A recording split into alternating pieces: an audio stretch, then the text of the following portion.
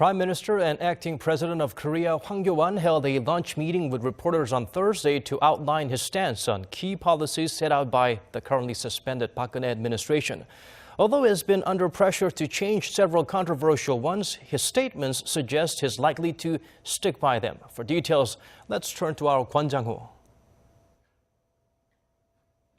Acting President and Prime Minister Hwang held a lunch meeting with the press on Thursday and took the opportunity to clarify his positions on a range of policy issues. He first touched on the issue of Seoul and Tokyo's controversial landmark deal on Japan's sexual enslavement of Korean women during World War II. 우리만의 문제가 아니라 국가 간의 협의를 거쳐서 결정된 이런 것이라는 점에서 연속성 있게 유지되는 것이 바람직하지 않느냐 그런 생각을 갖고 있습니다.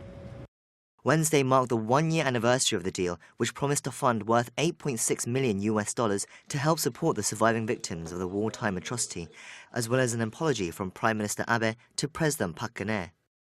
But due to outcry from victims who say they were not consulted on the agreement, there have been growing calls for it to be renegotiated or scrapped altogether. Hwang stressed that the agreement was already being carried out, and even if Korea wanted to renegotiate, Japan would unlikely to accept. Hwang also talked about next year's deployment of the US missile defense system THAAD to Korea, another controversial policy introduced by the currently suspended President Park. The proposed deployment has strained relations with China, and opposition lawmakers have suggested it should be reassessed, but Hwang rejected the idea. 사드 배치 문제는 우리 국민들의 생명과 또 국가의 안위와 직결되는